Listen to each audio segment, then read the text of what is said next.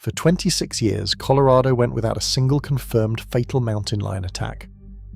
Then on January 1st, 2026, a woman named Kristen Kovatch was killed on Crosier Mountain Trail near Fort Collins. She was hiking alone. The lion struck from behind and strangled her. 2 other hikers found her body with the animal still guarding it. What nobody told you is that in the 9 weeks before her death, Colorado Parks and Wildlife received 5 separate reports of aggressive lion encounters on that same trail. A runner was attacked in November. A couple was flanked by 2 lions working together. A homeowner shot a lion in his own yard 8 days before Kovatch died. Signs went up, signs came down, the trail stayed open, and now a woman who spent her life on Colorado's trails is dead because the system she trusted failed her. The Larimer County Coroner performed the autopsy on January 5th. The cause of death was asphyxia due to external neck compression. Not mauling, not blood loss, strangulation. The lion did not slash her, it held her airway shut and waited. Colorado Parks and Wildlife shot 2 mountain lions within hours of the 911 call. 1 male, 1 female, both approximately 12 months old, both healthy. The male had human DNA on all 4 paws, not 1 paw, not 2, all 4. That forensic detail tells you exactly what happened. He was on top of her. He had her pinned with every limb while he crushed her airway. According to the necropsy, the male had a full stomach of deer. He was in good body condition. He tested negative for rabies and neurological disease. This was not a starving, desperate animal forced to attack a human for survival. He was healthy, he was fed, and he killed anyway. The female had no human DNA. She was travelling with him. Officers spotted a 3rd lion between 8 and 10 that night, but after 72 hours of searching with trained hounds, they came back with nothing. That 3rd cat has never been found. Around noon, the mountain lion was still there, lying partially over her, acting protectively. One of the hikers who found her was a physician. He checked for a pulse and found none. They threw rocks to drive the animal away just to reach her.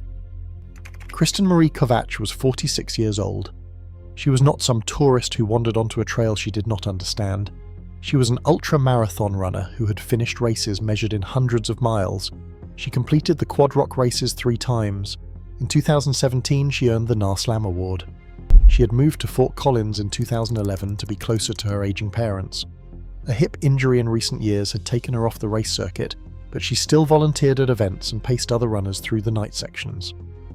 Her running community called her one of the early women in Fort Collins who helped make trail culture welcoming for other women. And on New Year's Day, she went for a hike. Alone, Colorado Parks and Wildlife already knew something was hunting that trail. 7 weeks before Kovatch died, a runner named Gary Messina was attacked on that exact stretch of Crosier Mountain Trail. It was mid-November. He was running in the dark before dawn. His headlamp caught the gleam of 2 eyes in the brush. He snapped a photograph with his phone, then the lion rushed him. Messina threw his phone at the animal. He kicked dirt into its face, he yelled. The cat kept trying to circle behind him. Mountain lions are ambush predators. They do not charge head-on, they stalk, they wait, and when they attack, they come from behind or from the side, leaping onto the back and driving straight for the neck. Messina spent what he later called a couple of harrowing minutes fighting for his life until he broke a bat-sized stick off a fallen log and hit the lion in the head. It ran off. He reported the encounter to wildlife officials days later. Colorado Parks and Wildlife posted warning signs at the Crosier Mountain Trailhead. Temporary signs, sandwich board style, and then, after a few weeks, they removed them. The attack on Messina was not the first warning. A dog was dead before anyone called Colorado Parks and Wildlife.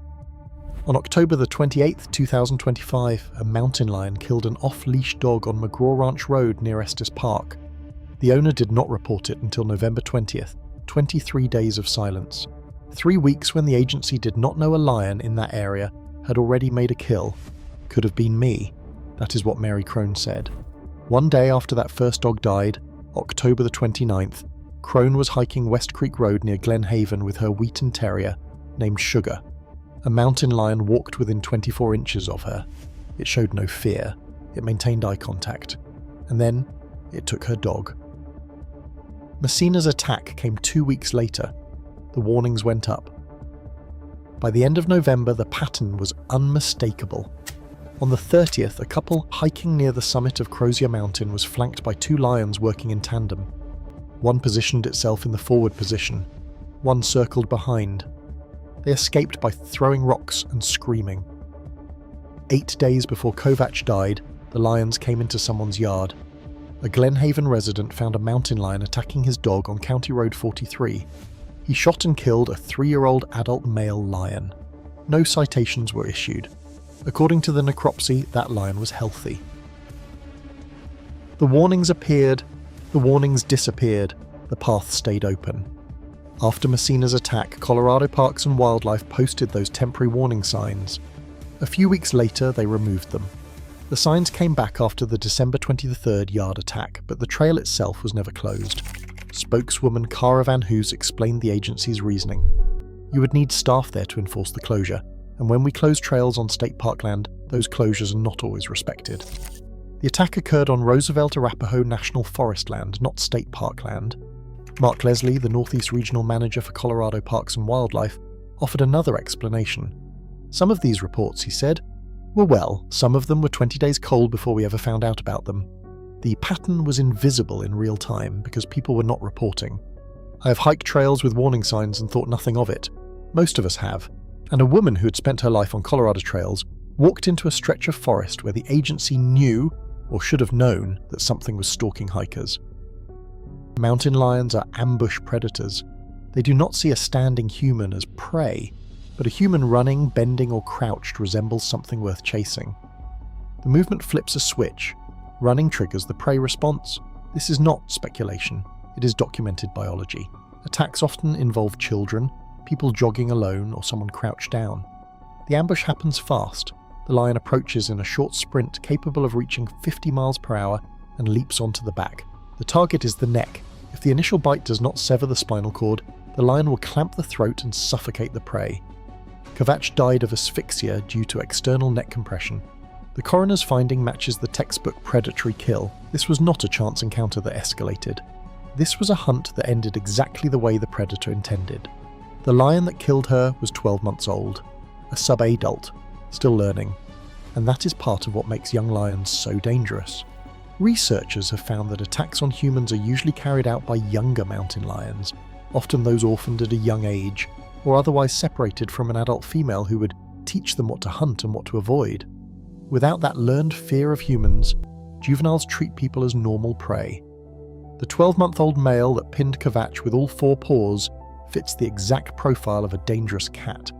Travis Kaufman survived because he did 3 things. He heard it coming. He faced it. And when it grabbed his arm, he stepped on its neck and held it there until it stopped moving.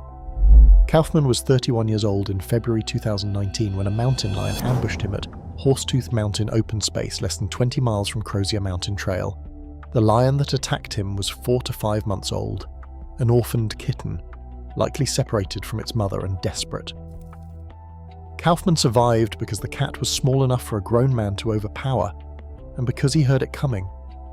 Kovatch did not hear it coming. She was hiking, not running, but she was alone, and the lion that killed her was not a 4-month-old kitten. It was a 12-month-old subadult, significantly larger, travelling with a sibling, already experienced enough to execute a textbook ambush kill. If a mountain lion locks eyes with you on a trail, what you do in the next 3 seconds determines whether you walk out or get carried out. Do not play dead. Playing dead with a mountain lion is dying for real. Fight back with anything. A stick, a rock, your bare hands, target the eyes, stay on your feet. If you go down, protect your neck. That is how they kill. Never run, never turn your back. Make yourself look large, face the animal and back away slowly. If you've walked Crosier Mountain or any Larimer County trail, tell me what you saw. The first human ever killed by a mountain lion in Colorado was also a runner. Scott Lancaster was 18 years old on January 14, 1991, jogging on a trail above Clear Creek High School in Idaho Springs. He was less than a mile from the school. A 3-year-old male mountain lion attacked him from behind, dragged him 200 yards uphill while he clawed at the vegetation, and killed him. His body was found days later with the lion still guarding it. That was 35 years before Kovatch died. Same state, same pattern. Runner, alone, attacked from behind, neck targeted, body found with the lion standing guard. In 1997, 10-year-old Mark Middemer was hiking with his family in Rocky Mountain National Park when an adult female mountain lion killed him on North Inlet Trail. In 1999, 3-year-old Jared Atadero disappeared on Big South Trail in Larimer County, the same county where Kovatch died. His remains were found in 2003 with signs of predation. The coroner ruled the cause of death undetermined, but the death certificate reads probable mountain lion attack. For 26 years, the statistic held at 0, no deaths. Then came January 1st, 2026, and the 0 broke. The state tells you attacks are rare, and they are, but rare is a number that applies to populations, not to individuals. Colorado has nearly 4,000 mountain lions. Since 1990, 28 or 29 attacks on humans, only 3 or 4 fatal. The math sounds like a rounding error, but Kristen Kovatch was not a population, she was a person, and she walked onto a trail where the warnings had been taken down. 6 weeks before Kovatch died, Colorado voters went to the polls and rejected Proposition 127 by a margin of 55.5% to 44.5%. That measure would have banned trophy hunting of mountain lions, bobcats, and lynx. It was the first time since 1992 that Colorado voters had rejected a wildlife protection initiative. The hunting debate did not cause this death, but the timing makes the politics inescapable. 2 months after voters affirmed the right to hunt lions, one of them killed a woman. Both sides of the argument will weaponize that fact. Hunting advocates will say the population needs to be controlled. Animal rights advocates will point out that a well-fed, healthy lion still attacked, suggesting hunger and population pressure were not the cause. After Colorado Parks and Wildlife shot the 2 lions, staff and commissioners began receiving death threats. Acting Director Laura Cleland released a statement. Colorado Parks and Wildlife does not take lethal actions lightly. That is what they said after the death threats arrived.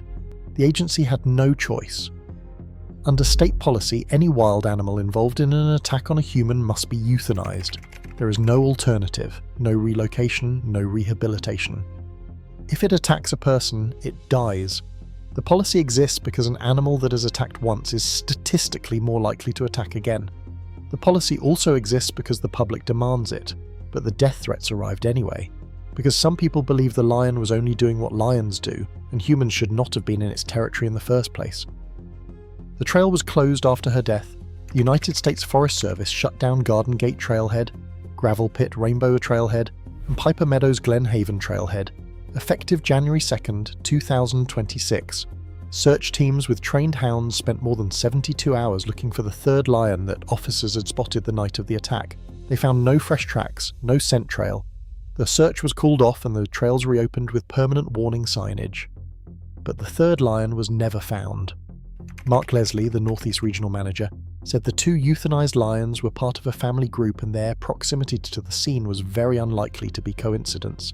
If that is true, the 3rd lion was travelling with the 2 that were killed. It was present during or shortly after the attack. It may have learned something about hunting humans that afternoon. And the 3rd lion is still learning how to hunt. The system was simple: report aggressive behaviour, post warnings, close trails if necessary, locate and remove dangerous animals. In 9 weeks, at least 5 reports came in. Signs went up and came down, no trail closure, no sustained search. The system existed, it ran, and it let a woman walk into a hunt. Somewhere in the forests of Larimer County, there may be a mountain lion that watched its sibling kill a woman and then vanished into terrain too vast for hounds to track. The trail is open again, the signs are up, and the answer to the question everyone is asking, whether this was a freak accident or a failure of the system designed to prevent it, depends on which facts you choose to remember. Colorado Parks and Wildlife says mountain lion attacks are not common, and it is unfortunate that the lion's hunting instincts were triggered by the runner. That is the official position. That is the language that goes in the file. But Kristen Kovatch was not running when she died. She was hiking. She was doing exactly what experienced trail users are told to do, and she walked into a place where 5 different people had already encountered lions, where a runner had already been attacked, where 2 hikers had been flanked by a coordinated pair, where a homeowner had already shot a lion in his own yard, and somewhere north of Crosier Mountain, the one they never found is still learning how to hunt. Would you hike that trail tomorrow?